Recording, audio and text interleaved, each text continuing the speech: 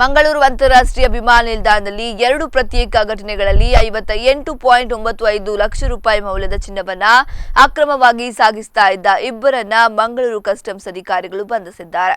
ಕೇರಳದ ಮಲಪ್ಪುರಂ ಚಪ್ಪತ್ತೋಡಿ ನಿವಾಸಿ ಮೊಹಮ್ಮದ್ ಸ್ವಾಲಿಹಿ ಎಂಬಾತ ದುಬೈನಿಂದ ಬಂದ ಸ್ಪೇಸ್ ಜೆಟ್ SG060 ವಿಮಾನದಲ್ಲಿ 32.35 ಲಕ್ಷ ರೂಪಾಯಿ ಮೌಲ್ಯದ 24 ಕ್ಯಾರೆಟ್ನ ಪೇಸ್ಟ್ ರೂಪದ 797 ಗ್ರಾಂ ತೂಕದ ಚಿನ್ನವನ್ನ ಗುದನಾಳದಲ್ಲಿಟ್ಟು ಸಾಗಿಸಲು ಯತ್ನಿಸಿದ್ದ ಆರೋಪಿ ನಿಶಾದ್ ದುಬೈನಿಂದ ಏರ್ ಇಂಡಿಯಾ IX 384 ವಿಮಾನದಲ್ಲಿ 26.59 ಲಕ್ಷ ರೂಪಾಯಿ ಮೌಲ್ಯದ 655 ಗ್ರಾಂ ತೂಕದ ಚಿನ್ನವನ್ನ ಅಕ್ರಮವಾಗಿ ಸಾಗಾಟಕ್ಕೆ ಯತ್ನಿಸಿದನು. ಚಿನ್ನವನ್ನ ವಶಪಡಿಸಿಕೊಂಡ ಕಸ್ಟಮ್ ಅಧಿಕಾರಿಗಳು ಇಬ್ಬರನ್ನ ಬಂಧಿಸಿ ನ್ಯಾಯಾಲಯಕ್ಕೆ ಹಾಜರುಪಡಿಸಿದ್ದಾರೆ.